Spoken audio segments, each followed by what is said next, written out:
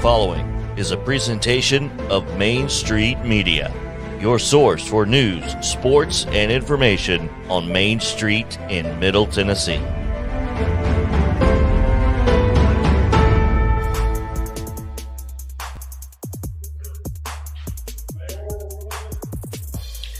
Welcome into a Thursday, September 29th edition of Main Street Sports Today, presented by Mid-Tennessee Bone and Joint. Chris Yao alongside Mo Patton. As always, glad to be with you here on this beautiful high school football evening. Got high school football tonight, Mo. Yeah, tell me about it. You can go all the way down there to the picturesque home of the Mustangs, Loretto. Yeah, Pegasus Cup's tonight. Summertown comes to town. It's cross-county rivalry. Still the best high school trophy there is. It really is. It really is cool. It almost makes me want to do a top 5 trophies that are given out. Well, you know what's funny about that is, and I don't know if you've seen it or not, but apparently the Chattanooga Christian Boyd Buchanan rivalry has just gained a trophy this week. Stephen Harges of the Chattanooga Times Free Press tweeted something out earlier today, and I'm going to try to find it because I responded to it. Hang on. It's called okay. With its new Ridge Cut rivalry nickname, the winner of tonight's Chattanooga Christian at Boyd Buchanan game gets what may be the gaudiest trophy known to man, and yes, that's the intention. Or as one CCS supporter said, it rides the line between classy, cheesy, and country. And you can see the picture on Stephen's Twitter account at Stephen Harges PH. But it looks like a tire mounted to a car rim painted blue and gold. All right, let me pull it You're up. going to see if you can pull it. Okay. This is Steve. I forget that we are a TV show and not a radio show. So, yeah. All right, here we go. We're gonna share it right here for you. Where's it? Chrome tab. Boom, and there it is.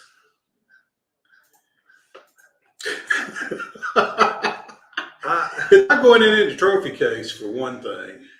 You're right. It's not going to fit in any trophy case. There's no doubt there, but it is certainly interesting. Well, that was my response. That's something.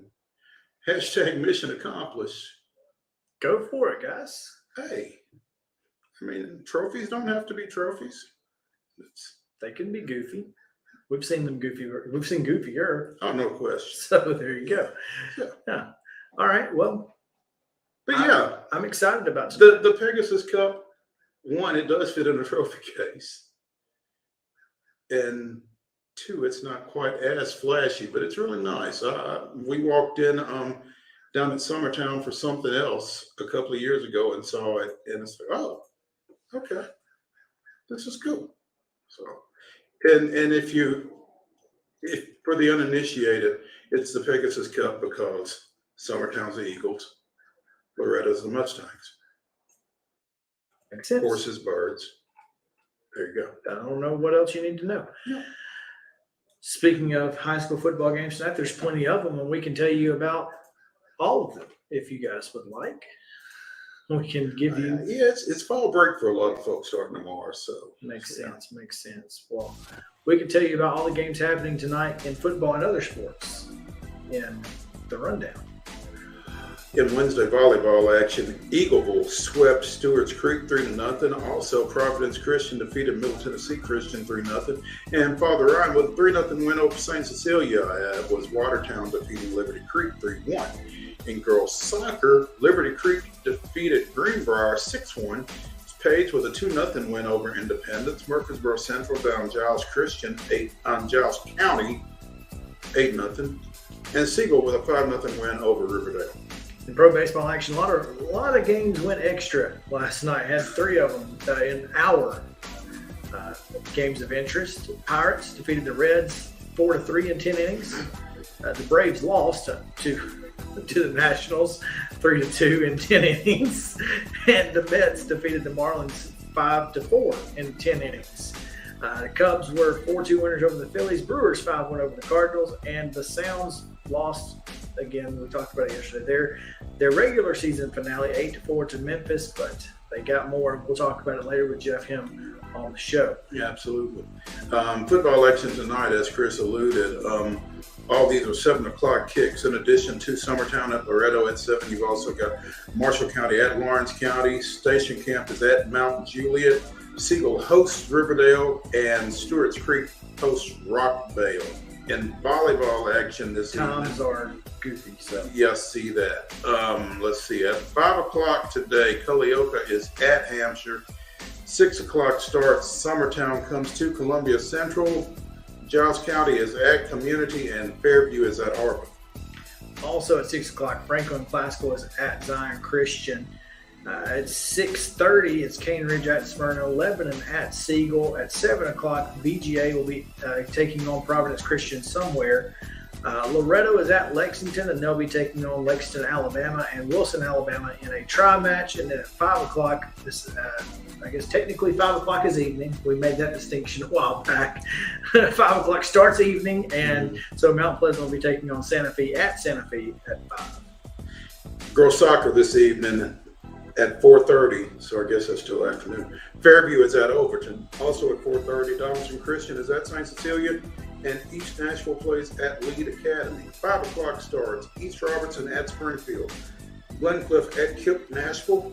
Zion Christian travels to Providence Christian. Murfreesboro Central is at Coffee County. Davidson Academy hosts McGavock, and Middle Tennessee Christian hosts Grace Christian. At 5:30, Scotts Hill is at Loretto. Do they have a second? I guess they have a soccer team. Oh. At 5:30 as well, Middle Tennessee's Golden Eagles take on Mount Juliet Christian at Mount Juliet Christian. Innsworth is at Nolensville. Wayne County hosting Lawrence County. At 6 o'clock, Montgomery Central at West Creek. BGA hosting University School of Nashville at 6. Also at 6, Republics at Cheatham County. Columbia Academy hosting Tullahoma. Lebanon at Cookville, and Goodpasture playing host to Franklin Road Academy. Also at 6, Warren County travels to Summit. Creekwood is at Sycamore. Harpeth hosts Hume Fog. Hillwood hosts Hunters Lane. Culleoka 10-2. Culleoka travels to Huntland. Watertown is at Jackson County. Pope Prep hosts Brentwood Academy. Portland hosts Greenbrier. Rossview hosts Todd County Central out of Kentucky. Gallatin travels to Lipscomb Academy. Laverne is at Wilson Central. And at 6:30, Clarksville Northwest is at Clarksville High School. At 7 tonight, it's Independence at Brentwood. Columbia Central hosting Giles County. Clarksville Northeast at Dixon County. CPA is at Father Ryan. STEM Academy goes to Merle High. Nashville Christian at home against Green Hill. Rockvale's at Oakland. Mount Juliet's at Smyrna. Station Camp at home against Hendersonville.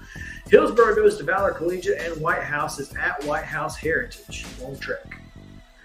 In pro baseball action today, the Cubs are up 1-0 on the Phillies in the bottom of the third. At 6:40, Miami travels to Milwaukee. And at 7 o'clock tonight in NHL preseason action, the Tampa Bay Lightning are at Bridgestone to take on the Nashville Predators. And that is your rundown.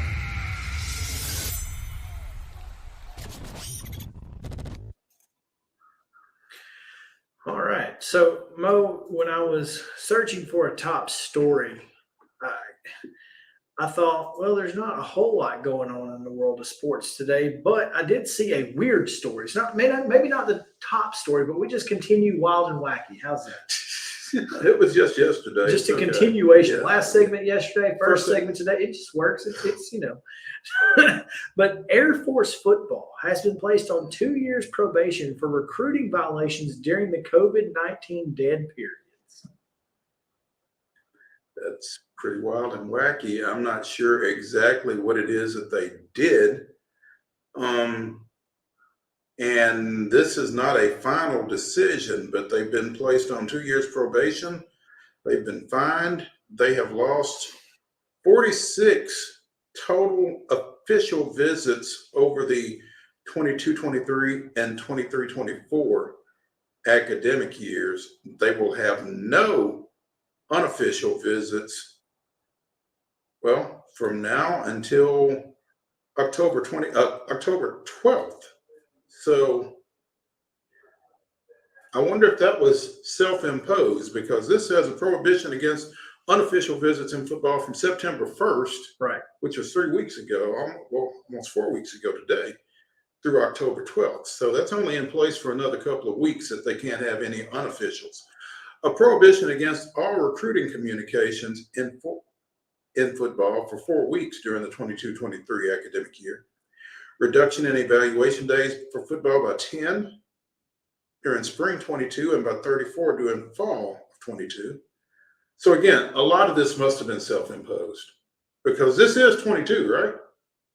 And this is 2022. Yes. Okay, so a reduction of the football squad size by 10 for 4 years, starting with the 22-23 years. So that's from 85 to 75. And show cause orders for the individuals who have agreed to their violations and penalties. So again, not seeing what exactly it is that took place. Just all I see is one name, Bill Sheridan. Well, I see Bill Sheridan, Del Calcett, and Jonathan Heimbach, who were all dismissed. Sheridan had accepted the inside linebacker's job at Wisconsin, but resigned in May due to the investigation. So I don't know if that's a resignation from Wisconsin. And he resigned as Wisconsin's inside linebackers coach on May 13th, according to ESPN's Mark Schleifer. So there we go. And Jonathan Heimbach coached in the USFL this past spring. So those are 3 people that have acknowledged their involvement with the activities that landed Air Force on NCAA probation. You rarely hear of the service academies running afoul of NCAA guidelines. Well, and here's the thing: recruiting for service academies, you would think, is pretty cut and dry. Yeah, I mean, I don't think. Pretty sure Air Force isn't involved in NIL or anything like that. Right. So I mean, it's no, there's no recruiting inducements going on. So, but I guess there was mention of the dead period. It says the Action Network, citing sources, which I guess is Brett McMurphy and crew, reported in May that the Falcons were being investigated for hosting high school prospects on campus during dead periods in 2020 and providing them improper benefits. Wow. Okay. Did not see that coming. This is very odd. I get it. This is wild. This is wacky. I wasn't, matter of fact, Mo, let's just change the lower third there. It's not top story today. Wild and wacky for sure. So there you go. But what a weird day. What a weird day. That's odd. Yes, it is. But that's what you get in the world of college sports these days. Everybody's trying to get that leg up. So, including Air Force, apparently. Apparently, yeah. All right. Well, let's take a quick break, Mo. We've got some guests standing by here momentarily. So we'll be back right after this on Main Street Sports Today, presented by Mid-Tennessee Bone and Joint. Stick around. Mid-Tennessee Bone and Joint treats your orthopedic injuries and existing conditions. Our trained physicians will get you back in the game faster. Contact us at 931-381-2663 or www.mtbj.net.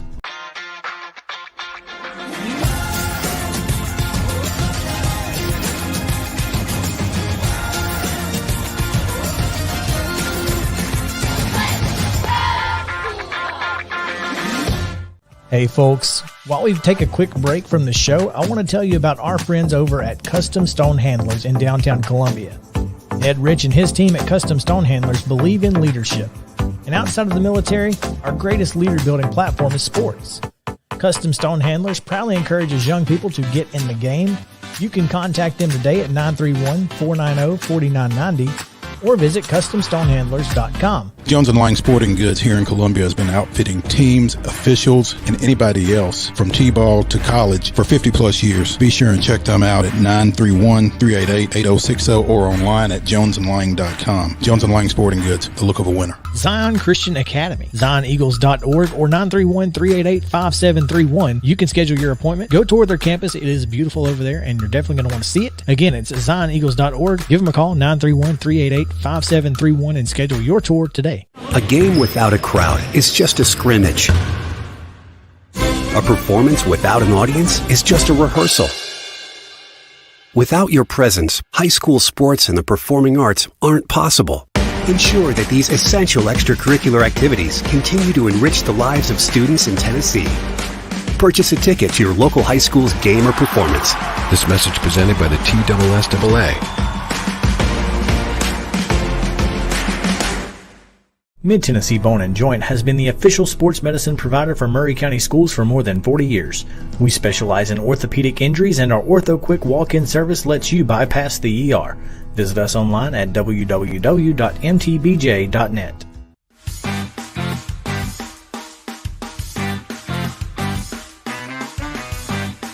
Welcome back in Main Street Sports Today, presented by Mid-Tennessee Bone & Joint. Chris Yao, Mo Patton coming to you here on this Thursday edition of the show.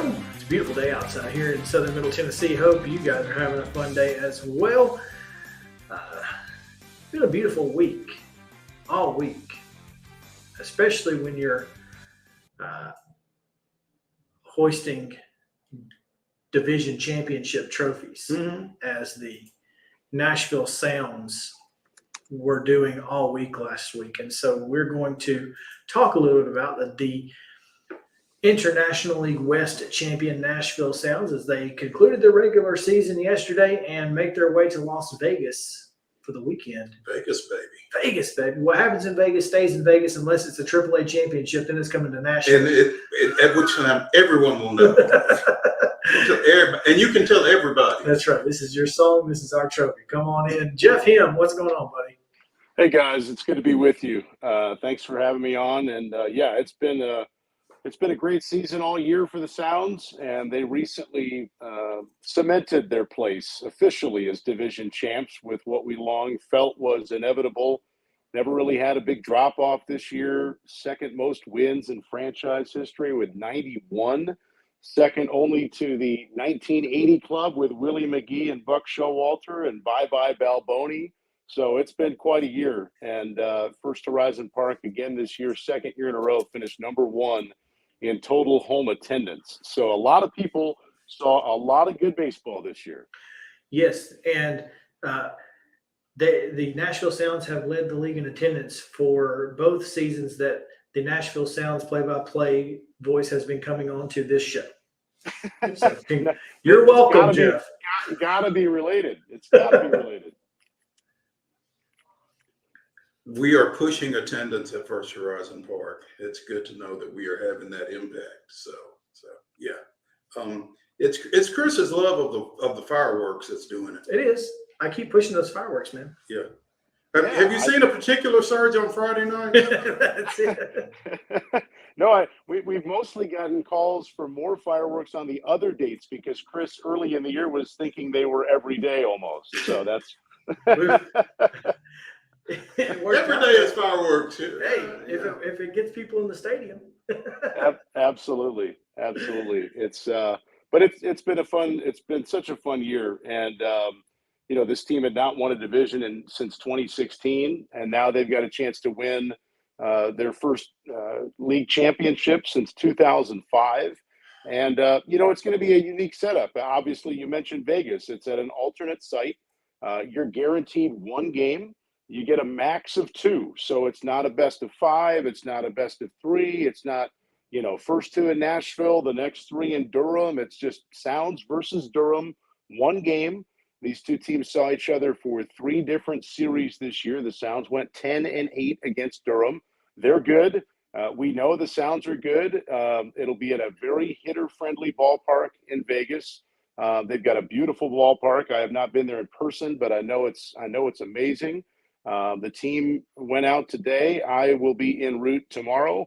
And I think that the cool part is that the Sounds had every opportunity in the 8 days in between clinching in Louisville last Friday and this game on Saturday. They've had every opportunity to get everybody right where they'd want them to be in the balance of a little bit of rest for a couple of guys who were dinged up, a little bit of extra at-bats for other guys who don't always get as many, line up the pitching.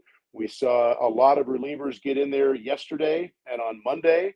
So the team is at full strength as much as you possibly can be after a 6-month marathon to be in their best spot to win one game on Saturday. And if they win it, and by the way, Saturday is at 8:05 Central Time. I'll have it all on 94.9 The Fan and the Fan app like we have all year with the radio broadcasts.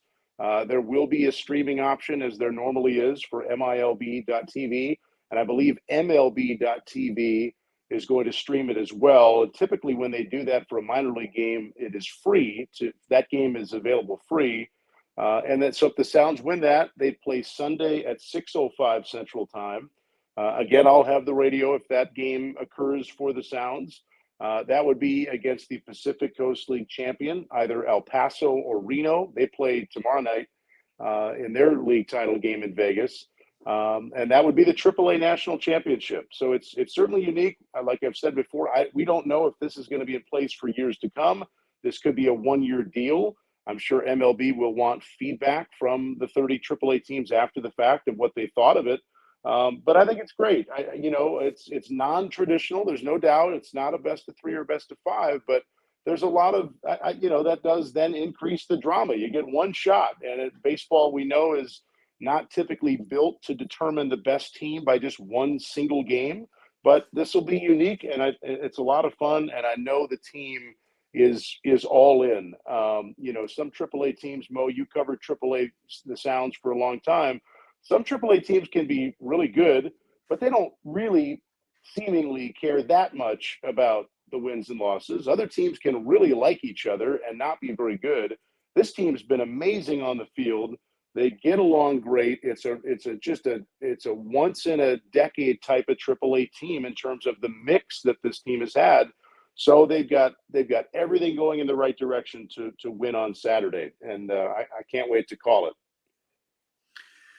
Nashville with the best record in all of AAA baseball, the only team with more than 90 wins. Mm-hmm. So and going in the number 1 seed, baby. And as Jeff said, took 10 of 18 from Durham over the regular season. Durham coming in at 86-64. The AAA affiliate of the Tampa Bay Rays. And, Tampa is, I guess, out of the postseason chase at this point, Jeff. Is that right?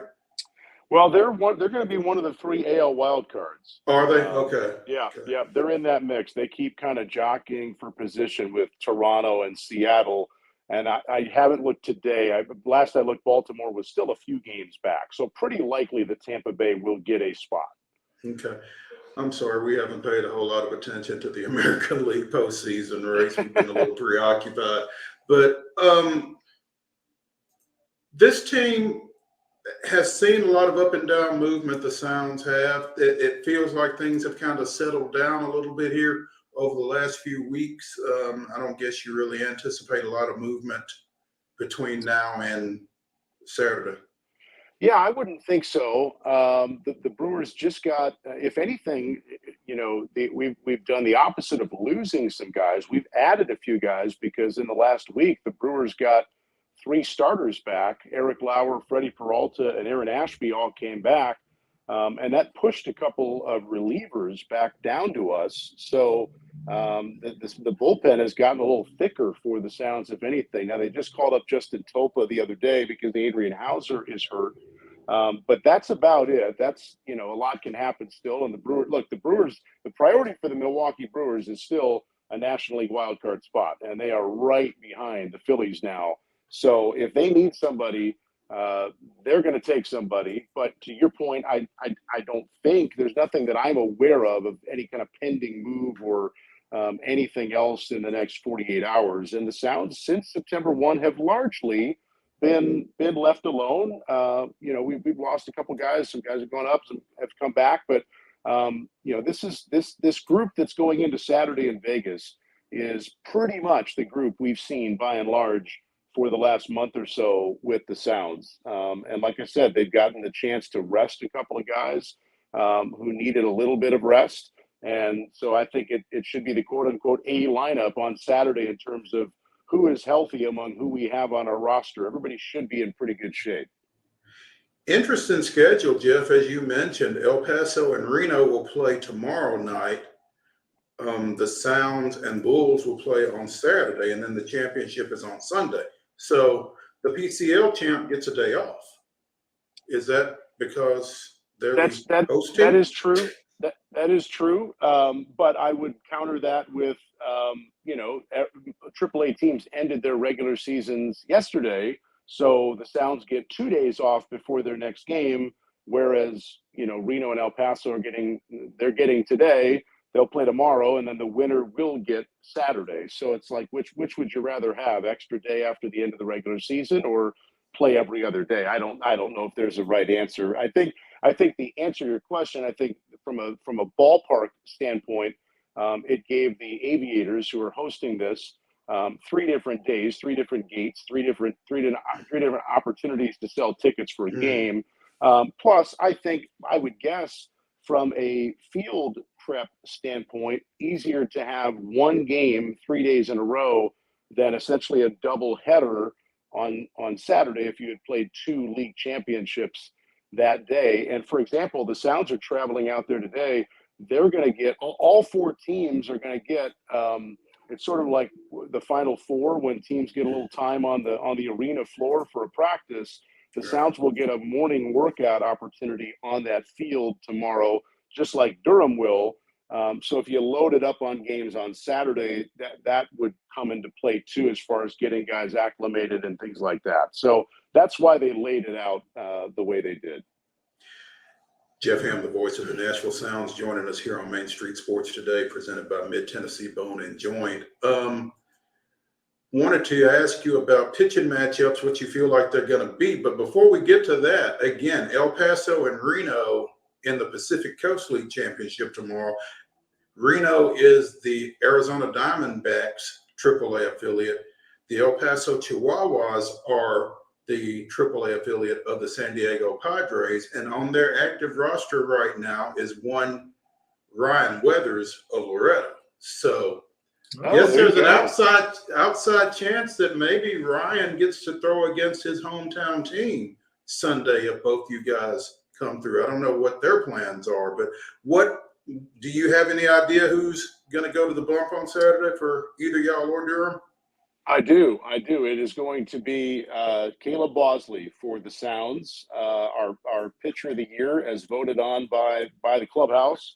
And he's been great. He's had 3 straight quality starts to finish the year, including a great outing last Friday in Louisville in the game that the Sounds clinched for the division. So it'll be Bosley on Saturday. And then I believe they still have Josh Lindblom, the veteran right-hander, lined up for Sunday if the Sounds get there. So, and it becomes interesting. It's for Saturday, it's the same lineup card allowance as during the regular season. You can have 33 on your roster, but when that game starts, you get 28. So it becomes a numbers crunch of, all right, do we keep a couple of these guys who are normally in our rotation who may not start a game? Do we want them as bullpen options, or do we really just go with the full true bullpen as available arms? So I think of a guy like Robert Gasser, talented lefty prospect. Durham is very left-hand heavy. Do you keep a guy like Gasser active for lefty-on-lefty matchups, just like we could see Ethan Small in that role? Or do you say, well, he's not used to being a reliever. let's leave him off and go with other true relievers? So there's some strategy in that part of it too. I think what's fun about a situation like this where it's one game is that so many AAA games in a long season have so many other factors at play for who starts, who's in the lineup, when a guy comes in. Certain guys just have to get their work over the course of a season, and that's how the game unfolds. This is hey, we're here to win. This is a chance for manager Rick Sweet to really go for only and exclusively a win and manage the game that way and build a lineup that way, rather than what we see so many times in the regular season where you're simply warming up the guy in the bullpen who hasn't pitched for a few days. So it makes it a fun dynamic for a level that is used to so many other factors that determine who gets in there. Should be a lot of fun. Make sure to check it out, 94.9 The Fan or the Fan app on Saturday and Sunday. And Sunday. We didn't There we go. Just and Sunday. Saturday and Sunday. I like the way you think. Speak it into existence. That's right. Jeff, Yes, the play-by-play voice. We appreciate your time, and we look forward to talking to you next week with a championship trophy in hand. I would love that. Yeah, Guys, we'll need video for that so that we can see the trophy, Jeff. We may just have Okay. to come get it. Yeah. That's you got a deal, man. You got a deal. All right, man. We appreciate it. Safe travels, man. Thank you. All right, guys. Thank you. Bye-bye. All right, we're going to take a quick break. Jamal Stewart is standing by. Exactly what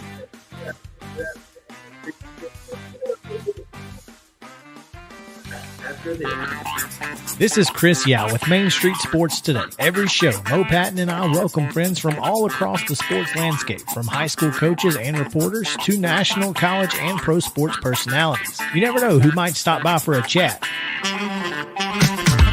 AP Tennessee Sports Editor, three-time Tennessee Sports Writer of the Year 2020 TSWA Hall of Famer. She covers the Titans, the Predators, the Grizzlies, college football, and hoops. Please make welcome Teresa Walker. Former University of Tennessee, former Team USA Olympian, ex-Cy Young Award winner, R.A. Dickey. R.A., did I miss anything? Man, that was sweet. Yeah, I need to listen to that before I go to bed every night. That was nice. Has 5 sports Emmys. That's not bad for the other guy in Wham, Ryan McGee. The other guy in Wham married the best looking girl, Bananarama. So the other guy in Wham had a pretty good life. From preps to pros, we're taking on the sports topics you care about. Tune in across Main Street Media social platforms at 2 p.m. or on demand on your podcast distribution platform of choice.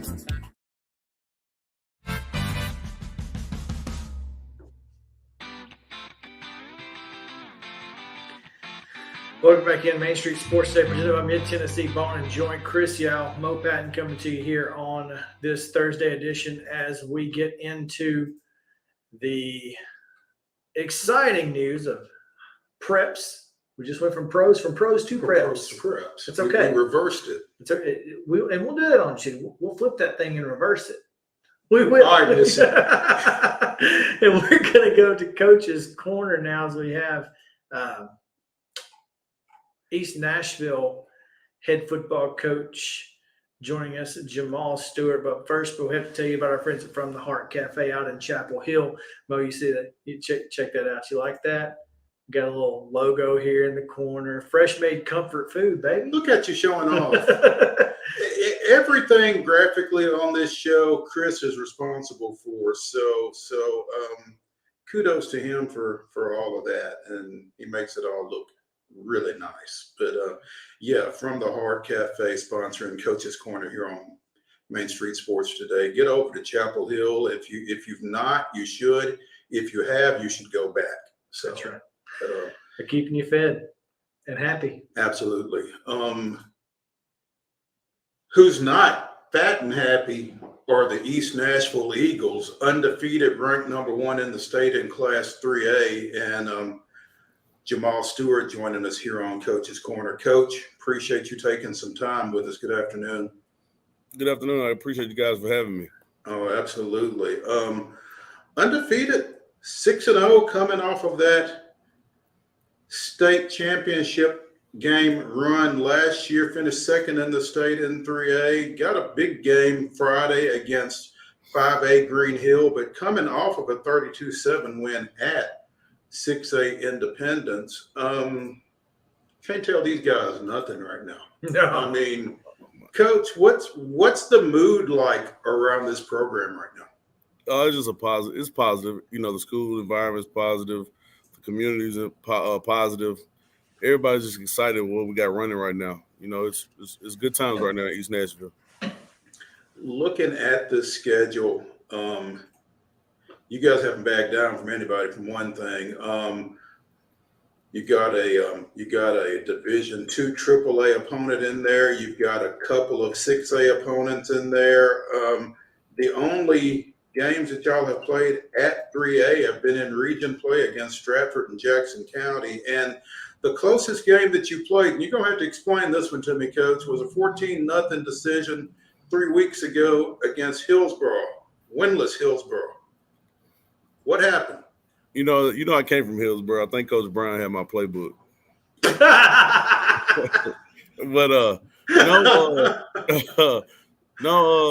I know they're 0-6, but if you look at their schedule, everybody they've lost to is either undefeated or have one loss. They have a very tough schedule. And they're battling a lot of injuries right now, but they're playing pretty tough. But we just didn't have a good week of practice.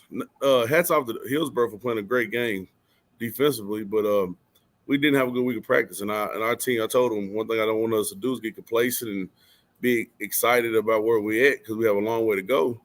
And we did. So as coaches, we have to do a better job preparing them and make sure they're mentally where they need to be. But we just came off of, beating Stratford, beat Stewart's Creek and Father Ryan. And those guys were like excited, but felt like, we beat Hillsborough last year pretty good. And they're 0-5 or 0-4 at the time. We're okay. So, and we didn't have a good week of practice at all. And I told them that was going to happen. I told them. And we just, like, uncharacteristic things. Like, Traquan Waters, he walks in the end zone for the first drive of the game, and he fumbled on the one. Then we get the ball back, and then we drive, and we're in the red zone, and Zach threw one in the air, and it got picked off, and he doesn't throw interceptions. Well, he hasn't been throwing interceptions, let me say that. He's been very protective over the ball, and just uncharacteristic, just a big metro rivalry, East Nashville versus South Nashville. It always means something.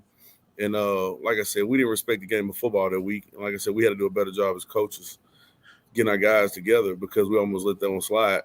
But I told them this was going to happen. This is one of them games where you feel like you should kind of dominate or be where you expect to be, but we wasn't, and we got complacent. But I think that was a wake up call for our boys, and I think they kind of understand we can't take a week off no matter who the opponent is. And you certainly haven't since then. 54-0 up at Gainsborough against Jackson County, and then again 32-7 this past weekend down at Independence. And Coach, when you look at that program in particular, Independence, to go to their place and win a ball game like that, force 4 turnovers, and again Traquan Waters nearly 250 rushing yards for you. I mean, that's as much as a state championship game berth. I would imagine that's a little bit of a landmark victory for you guys as well. Oh, it is. And it is. And like you mentioned earlier, Mo, we try to schedule I try to make a schedule where they get to experience football outside of Metro in other counties. I try to get it where we play Williamson County, Wilson County, Rutherford County, all those, just all those other counties just to experience real deal football. And so we went to Williamson County, they experienced that crowd, and it was their homecoming. That crowd was amazing. They was there early. They were heckling the boys in warm-ups, and it was nice for our program to experience that, understand what another side of football is. The support and the numbers and the community involvement is different everywhere else you go. So and it was a good win for us. Like, they're a well-coached team. Like I said, they're a 6A school, well-coached, out of county. It's one of them big win. It was a big win for our program just to have take it on the road and just come back with a W.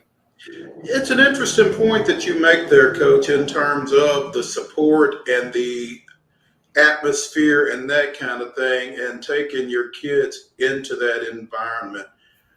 Do you also hope that your supporters see that environment and maybe try to figure out a way to create that at your place? Well, I mean, it's like, don't get me wrong, we have a lot of support. My admin is great. They brought the weight room as a class now, so we have weightlifting throughout the day.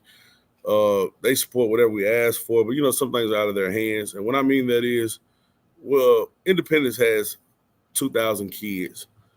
East Nashville has 4 schools within 10 minutes from us. So we're sharing the community, if that makes sense. Mm-hmm. So it's a little bit different. Independence, they have schools around the corner, not too far, but that's maybe 1 or 2. In general, our whole county, we're splitting schools, we're splitting support, we're splitting people that want to donate, donors. We're splitting that with Stratford, Maplewood, Whites Creek, Hunters Lane, Davidson Academy. So we have so many other schools in the neighborhood, and we generally have really, really good support, but it's just different. It's just a different environment and different, layout of clientele for our kids. Speaking with JAMAAL Stewart, head football coach at East Nashville, the Eagles 6-0 right now, looking fantastic all season long thus far. And coach, it doesn't get any easier this week. Green Hill is a top-notch program, top 10 AP poll, number 9 in the AP poll in Class 5A. So, anytime you step up in classification, it can be difficult because you've got strength, you've got support, you've got depth a lot of times. And so how has your team been able to compete with these schools in higher classifications, and how do you expect to continue doing that on Friday night? Just we're one big unit, we're one big family. We 2 platoon as well for the most part. And we built up some numbers in depth, but we just believe in each other. And whoever walks in his locker room, we're one big family. It means something to us. We always support each other no matter what. We practice really hard. So, Monday through Thursday is a big grind for the kids. And we try to, like I said, get to Friday, and hopefully it's a little bit easier than what they went through throughout the week. But, overall, it's football, man. It's football. They might have more kids in their building, but they have 11 on the field. We have 11 on the field, and line up and go get it. That's basically the mentality we have. Like I said, 5A, 6A, 7A, it don't matter. That's just the number of people in the building. At the end of the day, it's still the same 11 people on the field. And that's what we just go by. Like, we make a tough schedule. We want to play good football, but we don't care what division it is. It's football. Like I said, you get to coach. This is fun getting to coach against teams like this. You got to prepare. They're going to be well coached. I know Crouch. Me and Crouch is a Cumberland together. Good friend. We talk all the time. We're Florida Gator fans, so we're good friends. So, what I'm saying? They're Florida Gator fans. Yeah. He tells me now. I didn't realize that when I set this up because I should have waited. You seem to be in an awfully good mood to be a Florida Gator fan. Hey man, listen. I listen. I could take a loss. What is it? 1 out of 12 years or something like that. We knew it was coming sooner or later. But you guys run a great program. You guys run a great program at UT. I'm excited to see what they do as well. But back to us, Crouchers. We got our jobs at the same time. When I got my job, he got his job, and we talked about it. And he was one of the first people to call me. I was one of the first people to call him. Even when he was in Memphis, we were friends. We talk all the time. He was at St. George, and we talked all the time. We had lunch, we clinic together.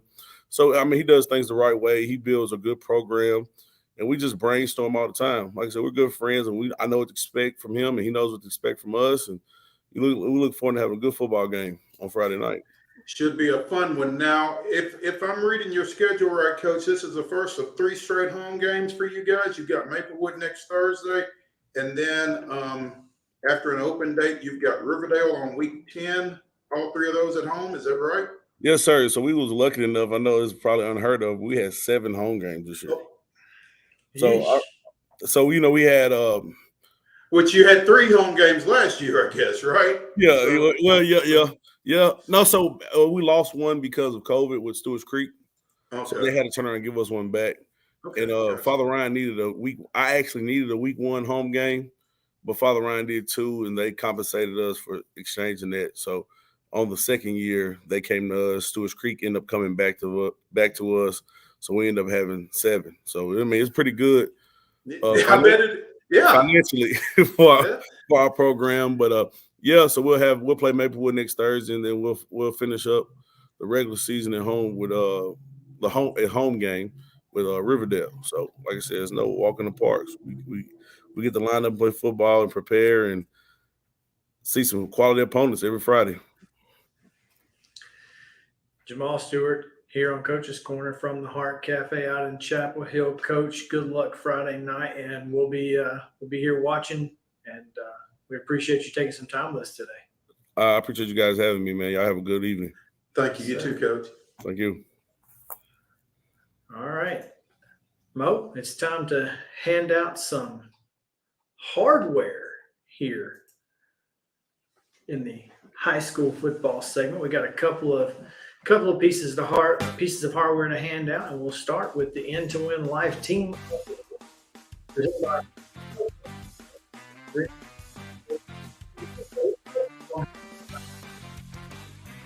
Day one, most, so we appreciate Ned and folks over there.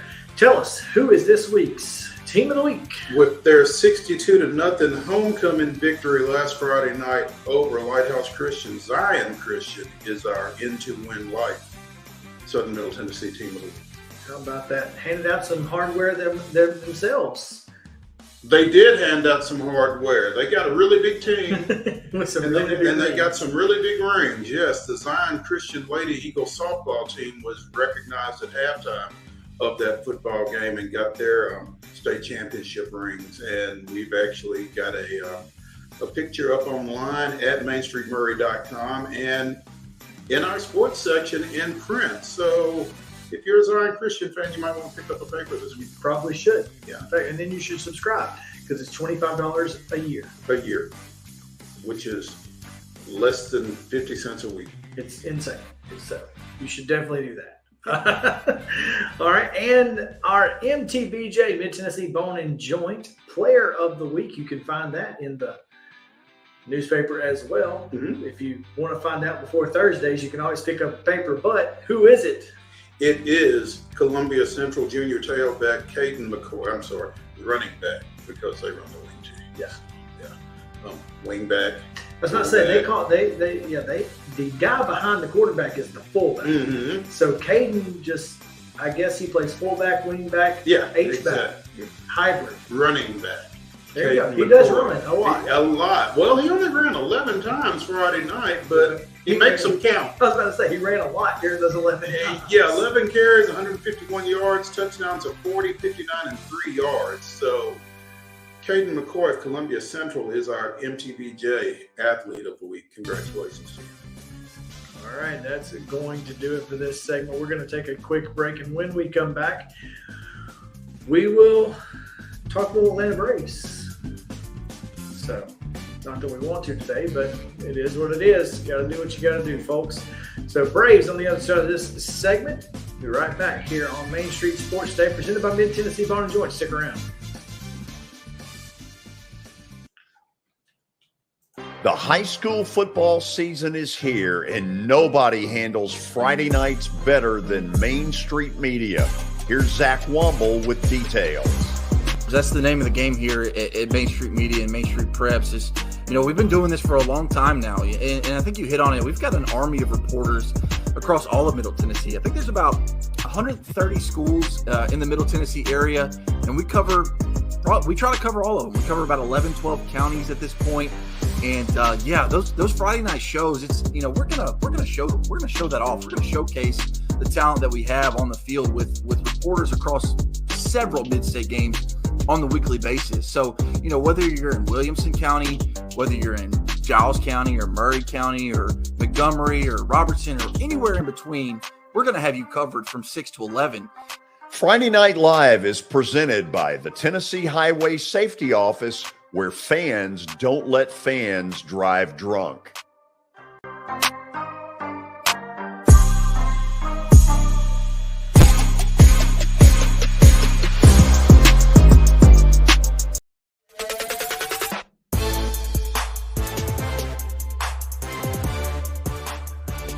We're back here on Main Street Sports Day, presented by Mid-Tennessee Bone and Joint. And our thoughts are with the folks in Florida for sure who have dealt with a difficult time, I'm sure. And Sarah's got family down there in Tampa, and just want to say that folks out there, we're thinking about you. But the internet is a terrible place. And I just came across a post on I Heart Columbia on Facebook. Storm cleanup jobs in Tampa, $3,000 a week, and they pay for room and food. Thank me later. Dial 281-330-8004 and ask for Mike J. And if anybody calls that number and asks for Mike J and they say, who?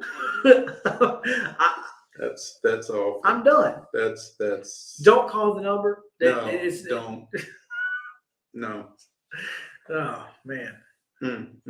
That's the internet is a terrible place. The internet's a terrible place. So anyway, so was Nationals Park last night. Here's what's funny. So I saw a tweet. Well, I saw a tweet last night, and then I saw it renewed today.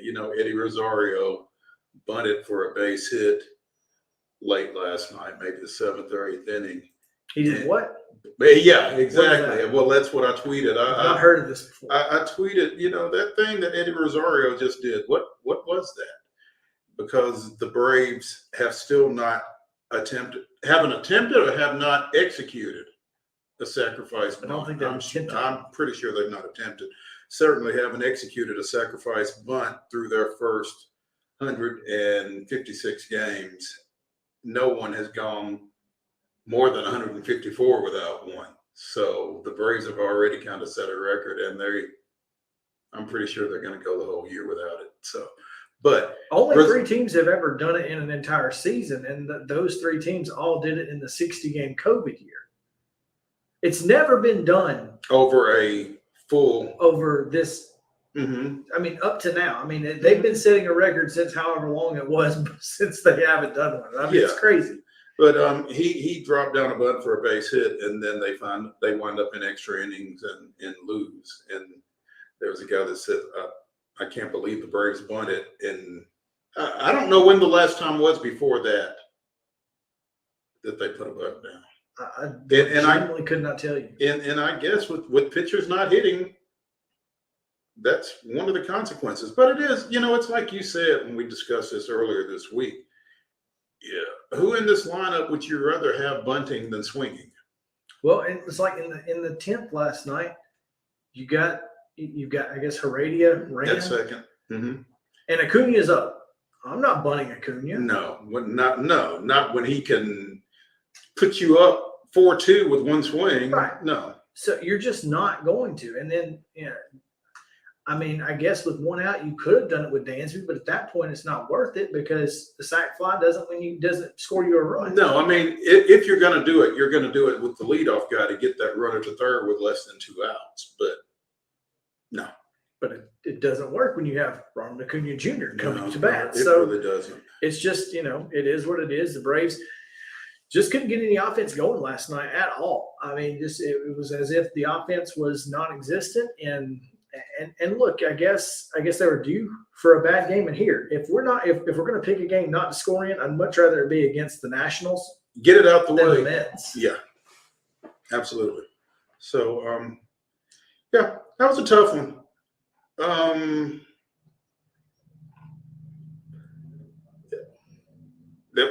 You felt like the Nationals were primed to be swept.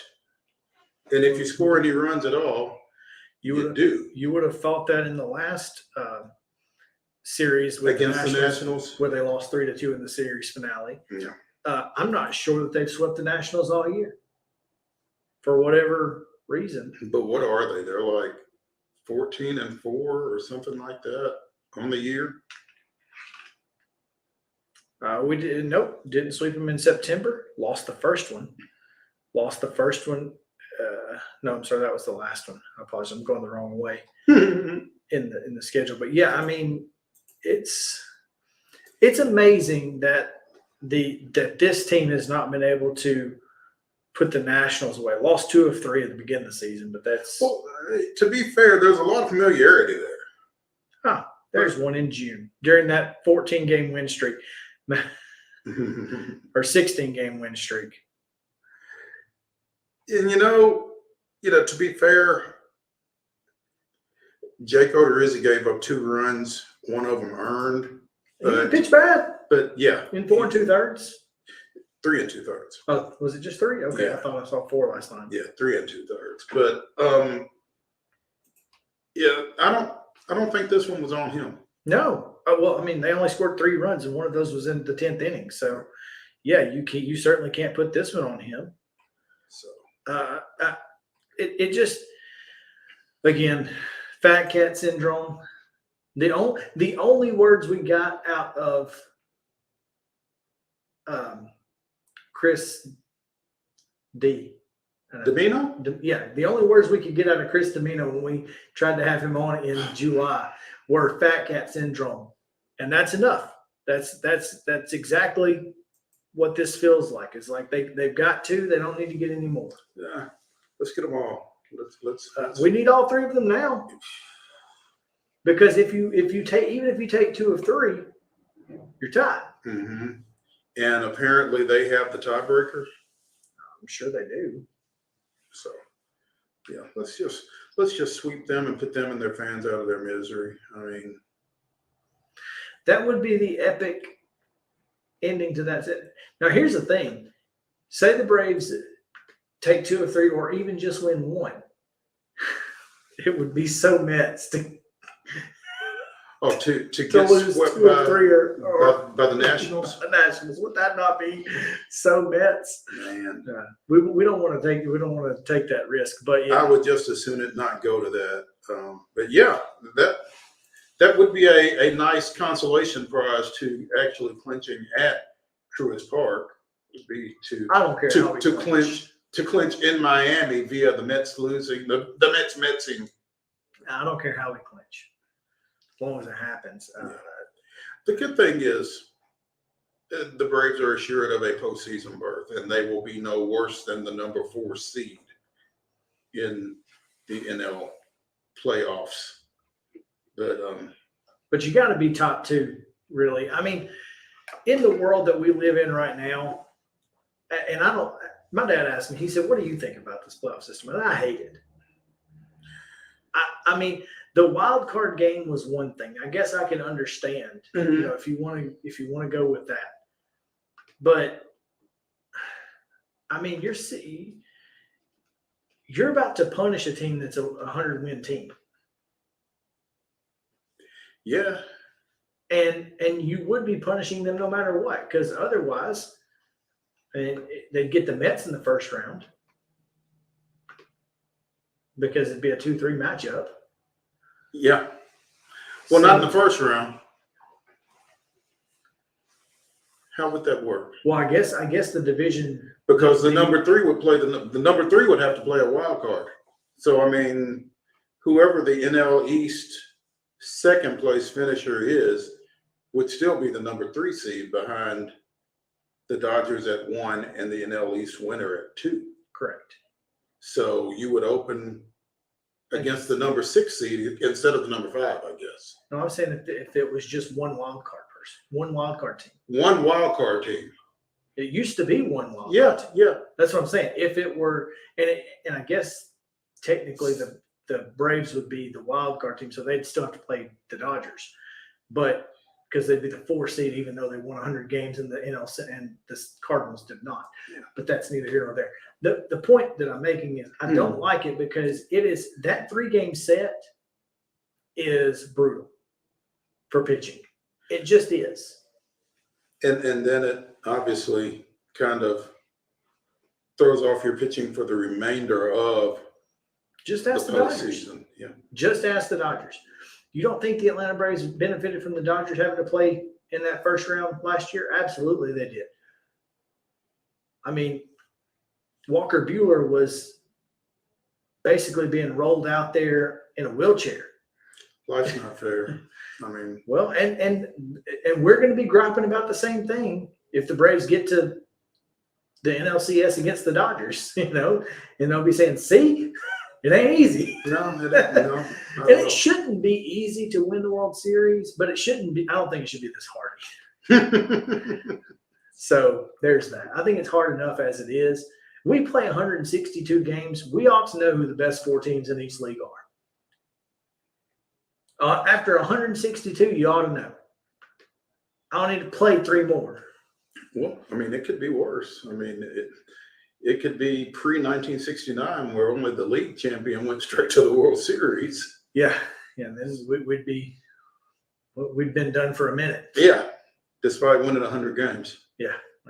Or I mean, when there was no wild card. Mm-hmm. You just played an NLCS. Yeah. So don't forget the Giants. But yeah, so it's this weekend's going to be a lot of fun. Braves get the Mets tomorrow and Saturday and Sunday because apparently the forecast is clean, ready to go. As we mentioned, Hurricane Ian has been downgraded to a tropical storm, and apparently the forecast on Saturday, which had been as high as a 90% chance of rain, is now, partly cloudy / mostly sunny, maybe a little cool. The low is 54, high of 73, which beats the heck out of that Nationals game I went to a few years ago back in July where it was bumping up against triple digits. So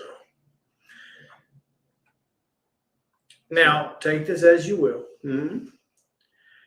ESPN Analytics give the Atlanta Braves a 62.6% chance to win tomorrow night against Jacob deGrom. Ooh. Wow. Okay. Jacob deGrom, who is 5-3 on the year with a 2.93 ERA. But he got relatively blown up out at Oakland in his last start. He did. He got relatively.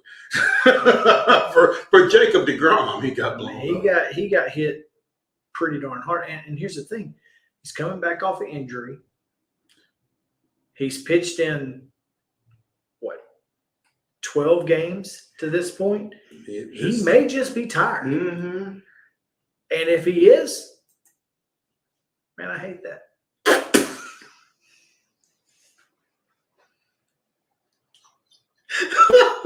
Your sympathy is underwhelming. Sorry, he's pitched in 10 games. Oh. He's got 10 games, 8 decisions. His ERA sits, like I said, 2.93, but he's still struck out 91 in 10 games. Yeah. That's insane. But not surprising because that's what he Jacob does. deGrom. That's what he does. Yeah, absolutely. So as long as you're looking at those ESPN probabilities, what does it say for Saturday? Or does it? That's a good question. I was just looking at the one. By the way, the Cubs are up on the Phillies, which I know the Brewers are excited to hear. The Phillies are on a 4-game losing streak, by the way. Yeah, how about that? And the Brewers are just creeping up, trying to get into that. Because here's the thing: if the Brewers overtake the Phillies, the Brewers get that series at home. See, that's a huge deal. If you're, sure, because it's all 3 games at your place. There's no going back and forth. I mean, this is what it is. So, game 2, Wright and Scherzer, 20-game winner, Kyle Wright, 57.2% Mets. 57.2%. Okay. 20-game winner. Man, that's insane. Mm-hmm. And then the Sunday, which is Sunday Night Baseball, Morton and Bassett, 53.2% Mets. Ooh. So we have to hope ESPN knows what they're talking about tomorrow. Yes, and hopefully not the rest of the weekend. Hopefully they have no idea. So, all right, Mo, take us back in time to this day in Braves history. September 29, 2004, with Atlanta's 6-3 win over the Mets, Bobby Cox became the 9th manager in baseball history to win 2,000.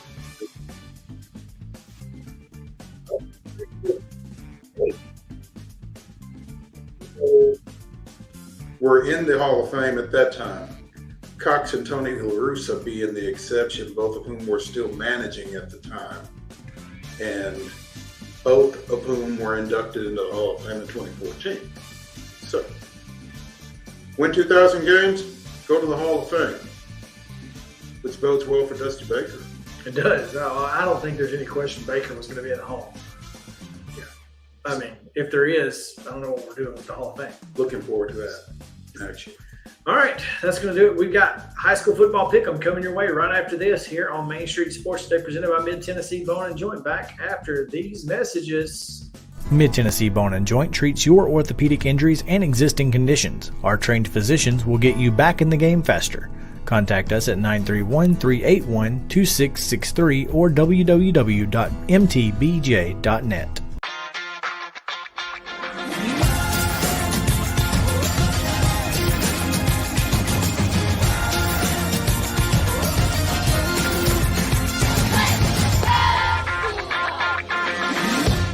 Hey folks, while we take a quick break from the show, I want to tell you about our friends over at Custom Stone Handlers in downtown Columbia. Ed Rich and his team at Custom Stone Handlers believe in leadership. And outside of the military, our greatest leader building platform is sports. Custom Stone Handlers proudly encourages young people to get in the game. You can contact them today at 931-490-4990 or visit CustomStonehandlers.com. Jones & Lang Sporting Goods here in Columbia has been outfitting teams, officials, and anybody else from T-ball to college for 50-plus years. Be sure and check them out at 931-388-8060 or online at jonesandlang.com. Jones & Lang Sporting Goods, the look of a winner. Zion Christian Academy, ZionEagles.org or 931-388-5731. You can schedule your appointment. Go tour their campus. It is beautiful over there, and you're definitely going to want to see it. Again, it's ZionEagles.org. Give them a call, 931-388-5731, and schedule your tour today. Are you an enthusiastic sports fan? Want to have fun and get in on the action? Heck, yes. That'd be awesome. Have great attention to detail? Want to stay active? Definitely. Want to give back to the student athletes in your community? Obviously, yes. Then you'd make an excellent high school sports official. We need more officials in Tennessee. Because with no high school officials, there are no high school sports. Sign up today at highschoolofficials.com. Mid-Tennessee Bone and Joint has been the official sports medicine provider for Murray County Schools for more than 40 years. We specialize in orthopedic injuries, and our Ortho Quick walk-in service lets you bypass the ER. Visit us online at www.mtbj.net.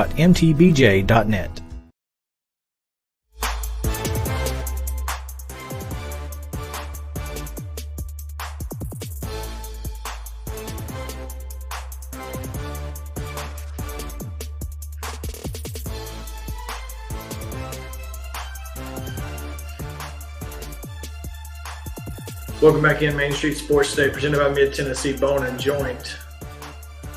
Rest in peace to Coolio. Gangsta's Paradise. 1, 2, 3, 4. Get your woman on the floor. Gotta get up to get down. And for those of you who are my age, the Keenan and Kel theme song. Oh, here it goes. I love Keenan and Kel, man. That's good stuff. Yeah. I'm glad you mentioned that, because I had thought about us trying to do something during the show, and that would have gotten us in trouble with somebody probably, or gotten our stream stopped or something else. So. Yeah, Coolio. So I saw Coolio in concert about 5 or 6 years ago, maybe, with Vanilla Ice, of all people. So there's that. But it was a great show. And he talked about the Keenan and Kel theme song. He was like, that kind of opened me up to a whole second generation of people. I mean, Gangsta's Paradise is seriously like, it's a cult anthem. I mean, everyone knows that song, no matter how old you are, it feels like.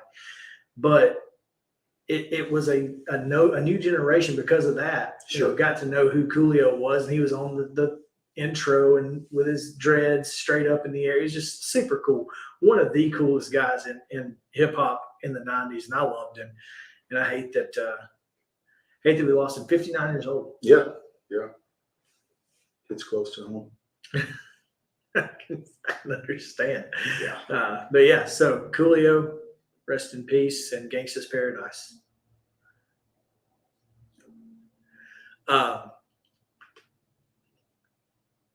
Let's get into some high school football pick'em. There it is. All right. Because we got to talk about 10 of the biggest games around the mid-state, and we start Smyrna. This is a big one. This is going to be a really good football game, Mo. Cane Ridge at Smyrna. I mean, big region contest. And these two teams are vying for a region title.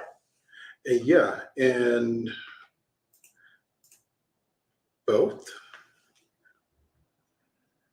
are ranked in the AP top 10 in Class 6A. Cane Ridge is at number 8. Smyrna's at number 10. Cane Ridge's only loss was to Father Ryan. Is that right? Who did they lose to? I don't remember. It was their opener, wasn't it?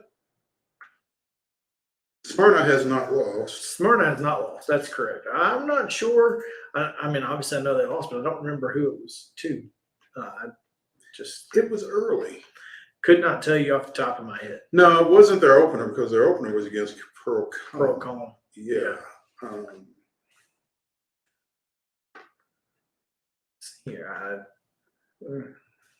Yeah, they lost to Father Ryan in week 4, 47-28. But bounced back in the 2 weeks since then, defeated Laverne and defeated CPA last week, both on the road. And they got to go to the best press box in all of Middle Tennessee. Yeah. Should be a really good ball game. Again, Smyrna undefeated, 15-5 over Riverdale last weekend at the reservation, as they call it. The first game in which Smyrna had not scored at least 30 points. So Cane Ridge's defense will have its work cut out for him in this one.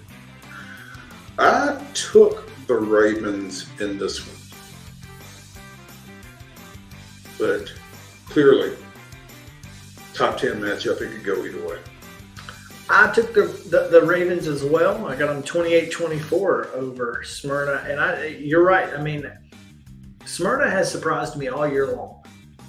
I mean, this is a team that has been really good and several different opportunities given to them. So if the Bulldogs take it, I wouldn't be surprised. Yeah, exactly.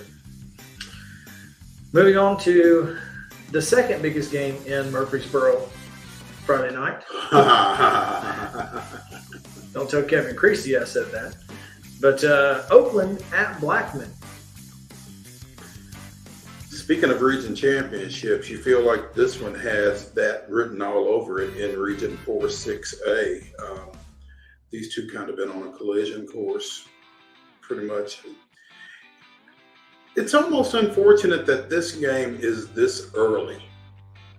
Yeah, I mean, then again, you know, and these two teams, along with Riverdale specifically, those three for a long time, it was just who's going to win this week. You know, you just never knew. All three of those teams were, and those games were huge in region play, and this one, no different. Yeah, and again, you're talking about a top 10 matchup. Blackman at number 6 and Oakland's number 1 in the state. Surprise, surprise. So what happens when you win 2 in a row? Yeah. Blackman lost that season opener at Brentwood, hadn't lost since, defeated Gallatin, Riverdale, Summit, Stewart's Creek, and a 56-28 win last week over Antioch. And again, you know what Oakland's been doing. They've scored 42 plus in each of their 5 games. They were off this past weekend following a 42-0 win at Siegel. So, I've got the Patriots. Call me crazy. Going out on a limb here. Going way out, aren't you? Taking the Patriots on the road in this one. Yeah, you know. I will say this, though. Blackman's got a lot of firepower. They've got a lot of weapons offensively. There's an X factor though. There's a couple of X factors, and I tell you, Jack. I hope it's Risner, but it might be Risner. Risner has had a really nice season at quarterback for Blackman. Of course, he's throwing to a couple of Power 5 commits. Justin Brown is going to Mississippi State. Ben Marshall, the tight end, is going to California. And both those guys can take it the distance from anywhere on the field. But Oakland does a really good job of getting to the quarterback. And it's tough to throw from your butt. Yeah, you're right. So I'll be interested to see what type factor that is. Can you, where was Jack Risner before he went to Blackman? I feel like he played somewhere else. He might have transferred from Brentwood Academy. Okay, that may have been where I've heard the name. I couldn't remember. And it may have been a baseball thing that I remember him playing travel ball at some point. But the name rung a bell, and I was like, I don't associate it with Blackman football for whatever reason. Anyway. Yeah, I believe he transferred from Brentwood Academy. Gotcha. Which has another pretty nice quarterback, by the way. Yeah, the X factor that I'm thinking of will be on the jerseys in the form of a basketball player. I knew what you were talking about. So, I got Oakland in this one as well, 34-20. Hendersonville's at Clarksville. This is an interesting game. Hendersonville 2-3 on the year, losses to Oakland, to Beach, and to Ravenwood, none of which you can be mad at. Right. They've beaten South Warren, Kentucky, and Gallatin. This is just it's a big reaching matchup because playoff implications obviously right here. Clarksville coming off that big win over Northeast last week where they got up like 47-0 and then gave up 30 in the second half unanswered. So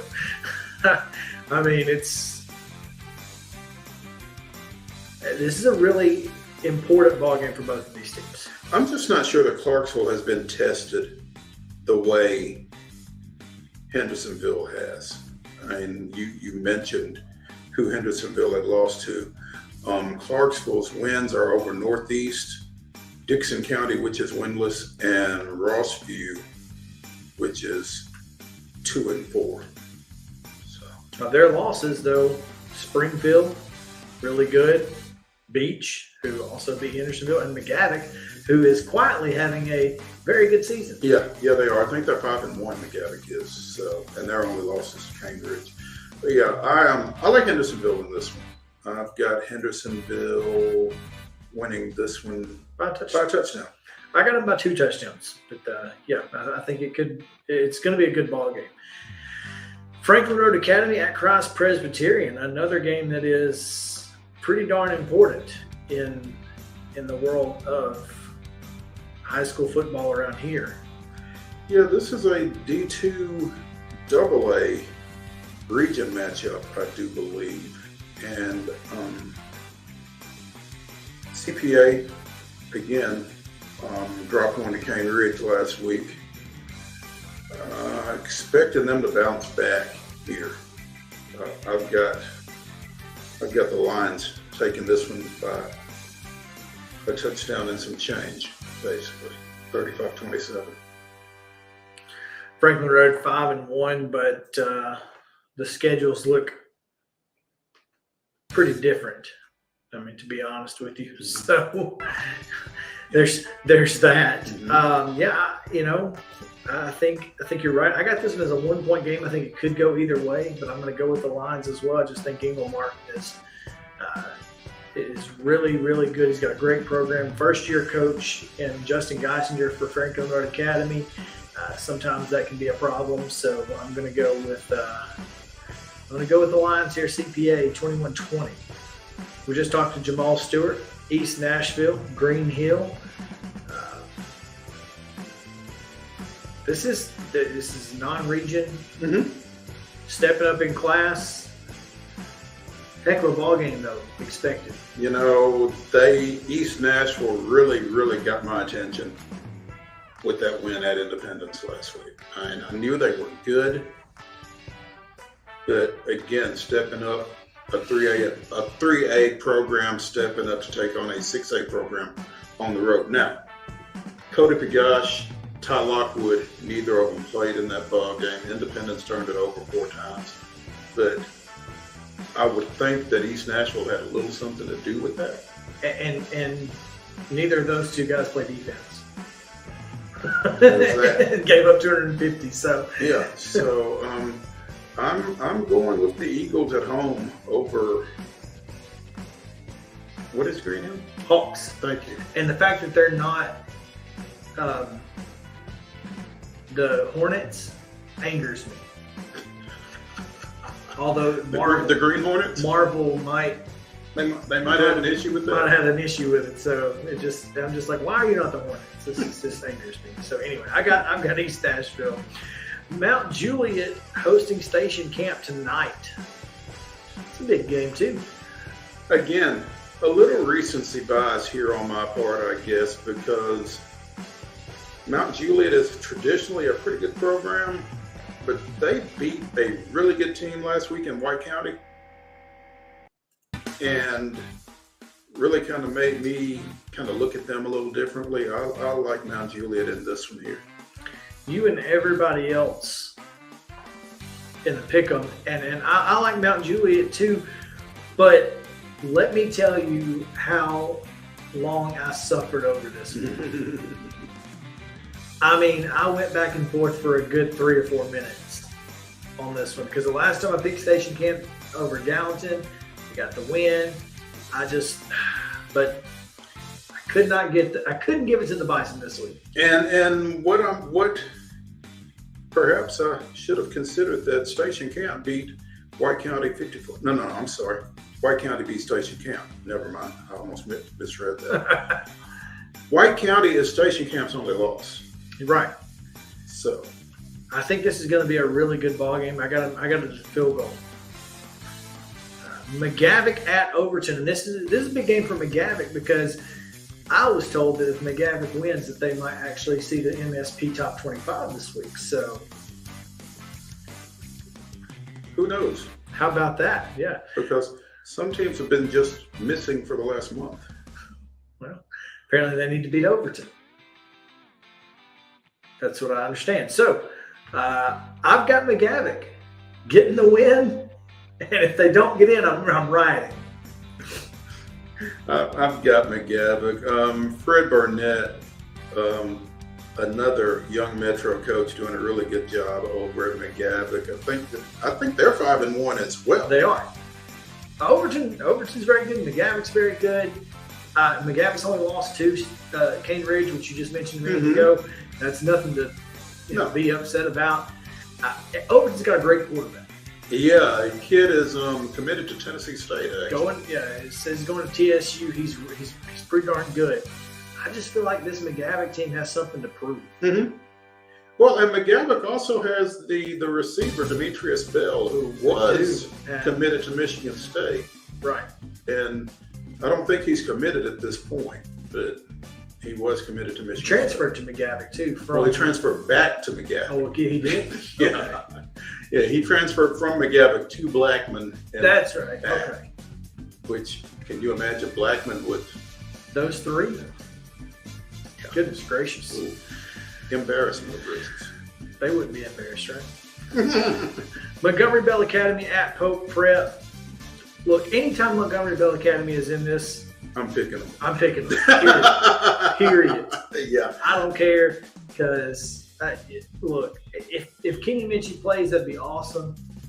Just because it'd be fun to watch those 2 quarterbacks go at it. But right now, Marcel Reed is the best player in the mid-state. Minchie is a little banged up. Apparently, the junior running back for Pope Prep, Elijah Robb, is a little banged up as well. And so it's questionable what their availability will be for this ball game. And when you're playing Montgomery Bell Academy, you really need all hands on deck because Marcel Reed is committed to Ole Miss, and he's throwing it around and running around. And then Jonathan Moore, the running back, may be the best back you've never heard of. So they've got some. Well, if that's true, it's only because I just heard of the White County back last week. So there you go. Yeah. Oh, we both got NBA. We do.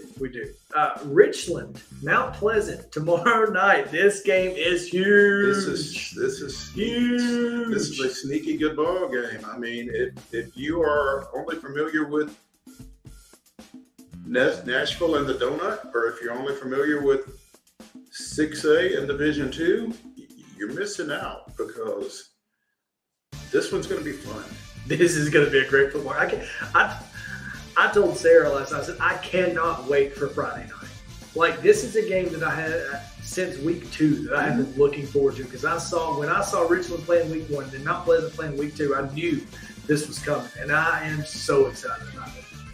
Both undefeated in Region 5 2A, and the only blemish on either's record is Mount Pleasant's 32-20 loss to 5A Columbia Central last week. So take that for what it's worth. This is going to be a barn burner. It's going to go down to the final possession, I think. And I think at some point, Jackson Collier, who kicked 2 field goals in that loss to Columbia Central, 40-plus yards. 42 and 43. So, I mean, no, he didn't. He was 2 for 2. Okay. So you've got a field goal kicker and a coach who's not scared to use him. And I think he's going to make a difference in this one. I've got Mount Pleasant 34, Richland 28. Look, I'm with you, man. I've got Mount Pleasant 27, Richland 25. As good as I think what's going to end up happening here is that Richland's going to probably miss an extra point because they struggle in the kicking game a little bit. They're going to try to go for 2, and that's where they start chasing points. And 25 is where they're going to end up, and Mount Pleasant's going to win this. I think they both score 4 touchdowns. So you don't think Jackson Collier's involved in this one, other than extra points? And they will be huge. Right. 27-25 Mount Pleasant. Okay. And another huge one, another game that if I were on the other side of Nashville, I would be all over. Henry County at Springfield. Yeah. Driving through Nashville to get to Springfield on a Friday evening is not my idea of fun, but it might be worth it because Springfield and Henry County, that's a big region matchup. There's a lot riding on this one. I don't think these two like each other a whole lot, and it's going to be a fun watch, man. Springfield's playing some really good ball right now. I like the Yellow Jackets in this. I'm going with Springfield too. Did we pick anything differently this week? I think we may not have. All 10. Same. I got Springfield as well. Great minds think alike, man. Shoot. 10-0, baby. It's coming. 10-0 is coming. Both these teams are ranked as well, I believe. Springfield is number 3 in the state. Henry County is number 7. So again, if you don't mind the traffic and trying to get to Springfield, this one might be worth it. Yeah, no question. All right. Are we going to give Nostradamus a little love? Yeah, you'll have to go through, no, I'm just kidding. Yeah. Honestly, I've got 30 minutes, so. No, I've got Brentwood over Independence, Columbia Academy over Mount Juliet Christian. We talked about Mount Pleasant, Richland, and Loretto by a field goal over Summertown tonight. Okay. Nolensville beats Spring Hill, Page beats Columbia Central, and Ravenwood beats Summit. And if you want to see more of those, you can visit MainStreetMurray.com and see all of Nostradamus' picks. All his picks, all his reasonings. There we go. And everything else. Show your work. Show your work, Mo. That's going to do it for Main Street Sports today, presented by Mid-Tennessee Bone and Joint. Appreciate you guys hanging out with us. High school football tonight. Make sure to follow at @MoPatton_sports on Twitter for the latest in the Pegasus Cup. And follow us tomorrow. It's going to be a lot of fun at Main Street Preps on Twitter as well. We'll see you guys 4 o'clock. George Plaster, stick around here on Main Street Media TV. For Mo, I'm Chris. Have a good one.